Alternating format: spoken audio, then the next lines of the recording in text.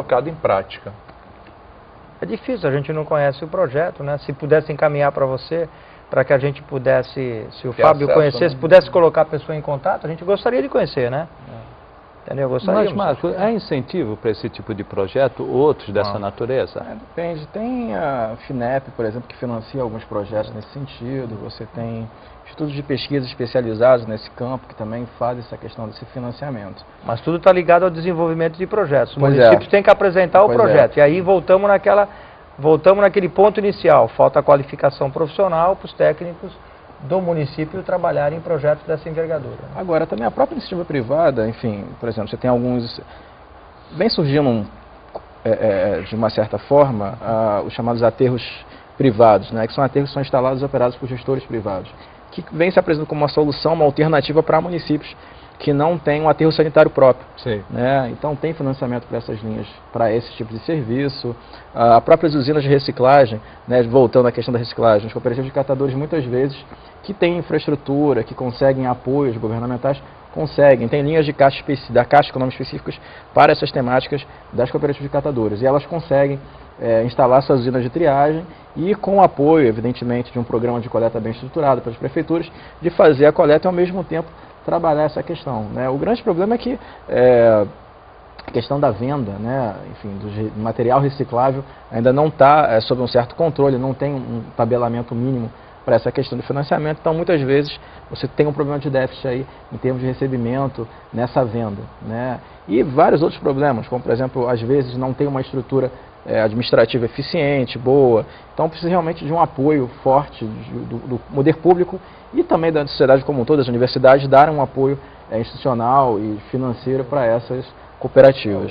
O Marcos falou uma coisa interessante, né? Talvez o próprio poder público local possa incentivar as universidades a participar do desenvolvimento desses projetos através de concursos e uma série de coisas, né? Aliás, as universidades são locais excelentes para o desenvolvimento de uma série de projetos. Sem dúvida. De várias áreas. A gente vê isso, claro, algumas universidades têm mais trabalhos voltados a uma série de setores, só que isso precisa ser melhor trabalhado com relação à saúde, com relação ao meio ambiente, enfim, eu acho que ainda não enxergaram as universidades como elas devem ser enxergadas, que são centros de excelência em pesquisa. Precisa ser trabalhada essa questão, não porque temos essa cultura também. Precisamos desenvolver essa cultura. Uriel do Campo Grande faz uma pergunta. Primeiro, uma colocação, diz que a discussão está excelente na teoria, realmente. Agora eu queria que a produção me passasse o restante da pergunta do Uriel, porque parece que o Uriel tem uma contrapartida aí. Por que não se convence o cidadão a participar da discussão de saneamento e meio ambiente em geral? É o que a gente está falando, precisa ter a participação popular. O que acontece? Pela lei de saneamento, isso acho que é um grande avanço, né, o que a gente chama de democracia participativa. Os planos de saneamento e as ações do poder público através de conselhos municipais passam pelas audiências públicas e consultas públicas, o que confere legitimidade, né, ao cidadão para que ele possa participar. Para que ele possa participar e dizer, olha, essa solução é razoável, não é? Colocar na mesa e discutir de forma efetiva. Né? Então, uma das discussões também que vem se colocado muito é a questão da taxa de limpeza, se é razoável, se não é, de que forma que ela deve ser estruturada. Né? Então, questões como essas são fundamentais, que afetam o bolso do cidadão, né? E que de uma certa forma traz benefícios para a melhoria do serviço. Quando você pensa numa taxa, você consegue de fato levar e discutir com a população e verificar qual a melhor forma de introduzir ações como essas no dia a dia da população. E vou pegar um gancho aqui. Nós tivemos a oportunidade de discutir essa participação popular em muitas decisões, tá certo, do poder público, principalmente através das audiências públicas. E é sabido que, infelizmente, também o cidadão também não tem essa cultura de participar das audiências públicas. Informação, esclarecimento, informação, orientação. muitas vezes, horário adequado, uma série de coisas. Mas tem um outro fator aí importante. Está aí uma sugestão. Talvez as próprias universidades locais formarem grupos de trabalho para que possam participar dessas audiências públicas, né? Tá certo? Está aí uma sugestão. Só vou dar uma participação mais efetiva. Pequena parte. Muitas vezes se fala em lixo limpo. As pessoas às vezes pensam que o lixo limpo é aquele que está limpo, que não tem sujeira, não tem gordura, e coloca aquilo num lixo normal. O que é, na realidade, o lixo limpo? Na verdade, você tem classificações de resíduos, né? Você tem o chamado o lixo orgânico e inorgânico, né? A classificação contra origem, né? Então, a questão do lixo limpo seria exatamente aquele lixo que não é o orgânico, né? Então, você consegue e é viável a questão da reciclagem. Né? Então, mesmo que ele esteja engordurado, ele é lixo limpo. Depois de lavar um pouquinho. É verdade, muita coisa que é bom você lavar antes de jogar fora, por incrível que pareça. É verdade. Fazer uma parte interessante você trazer uma questão. Um cuidado tem que se ter, enfim, no processo de acondicionamento, que a gente chama de resíduos, com relação a garrafas, né, de vidro. Então, se quebrou a garrafa, a lâmpada, que realmente tem mercúrio, então tem um cuidado especial. Você enrolar no papel, enfim, colocar dentro de um saco plástico, que é um outro problema, né, a degradação do saco plástico demora anos e anos e anos, né, enfim, é capaz de nós morrermos e o lixo continuar no mar, né, então tomar esse cuidado para você não levar, não contaminar, não prejudicar o coletador, né, que é o cara que está lá na ponta fazendo a coleta de lixo. Né? Sem dúvida. E hoje, em termos de legislação, nós somos avançadíssimos, né? Agora, realmente, eu concordo com o Uriel. Sair da teoria para a prática é que está uma distância muito grande. Inclusive, nós temos até, com relação ao lixo eletrônico, por exemplo, nós temos, inclusive, legislação estadual. E, salvo o melhor juízo, é do deputado estadual Paulo Alexandre, do PSDB, aqui de Santos. Lixo eletrônico. Lixo eletrônico.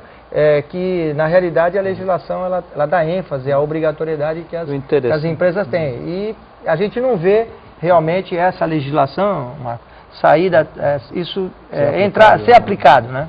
Não vê. É interessante, Marcos, só uma parte. Não sei se estou errado, acho que é do Paulo mesmo. Do Paulo Alexandre. É interessante que a lei ordinária do meio ambiente nosso, ela foi fundamento para a própria Constituição. Ela precede a Constituição de 88, de tão boa que é a nossa legislação. É verdade. Agora, é interessante comentar a questão do lixo eletrônico, porque tem a ver com uma coisa, um sistema implantado já na Europa, que, enfim, com a política nacional de resíduos, que acabou de ser aprovada pela Câmara e está seguindo para o Senado e agora vai ser discutida lá, provavelmente daqui a 2, 3 meses, esperamos que já tenha uma lei nacional de resíduos que vai trazer uma importante ferramenta, que é a questão da logística reversa. O que é isso? Você trazer todos esses materiais, pneus, garrafas PET, para o setor produtivo, quer dizer, retornar isso. Você pega o seu pneu, né, velho, usado, entrega para o fabricante ou para o revendedor, e ele recebe isso, é reintroduzido no processo produtivo. A mesma coisa do lixo eletrônico. Agora, o grande problema é como você operacionalizar isso, né? E aí envolve toda uma logística de atuação da iniciativa privada, do poder público, do próprio cidadão. Né? Então, aquela questão de trazer para a prática vai se apresentar dessa forma. Né? As embalagens contaminadas, em São Paulo você tem uma produção de agronegócio muito grande, muito importante. Né? Você pensar em embalagens contaminadas com agrotóxicos, tem que fazer essa devolução. Né? E você tem resoluções do CONAMA, tem leis próprias específicas com relação a essa matéria, onde se põe e se apresenta como necessário para caminhar de uma forma positiva para a questão da preservação ambiental. Perfeito. Eu tenho que ir para um rápido intervalo, antes do Minuto Saúde e Minuto Multimídia, a gente já volta com mais perguntas dos nossos telespectadores. O Silvio do Rio Branco está perguntando, por exemplo, se dá para punir, se existe alguma lei, né? Se tem como punir as pessoas que jogam lixo em qualquer lugar. Eu acho que não, mas o pessoal vai responder aqui, quem dera pudesse, né? Só que aí ia faltar fiscalização, né, Silvio? Agência reguladora, fiscalização, essas coisas não funcionam muito bem no Brasil, não, infelizmente. A gente vai para um rápido intervalo, voltamos já. Voltamos para o último bloco do painel regional de hoje. Eu tinha a pergunta do Silvio aí, rapidamente para responder para o Silvio no Rio Branco, que eu deixei pendente aí no último bloco. Realmente não tem como fiscalizar, não tem uma lei. Você vai punir, multar a pessoa que joga lixo na rua, né? Na verdade, algumas legislações, eu cito a legislação do Rio de Janeiro, né, que de onde eu nasci, enfim, sou flamenguista. E tem um código de posturas, em regra você tem uma legislação específica, a gente chama legislação setorial de resíduos sólidos, onde estabelece multas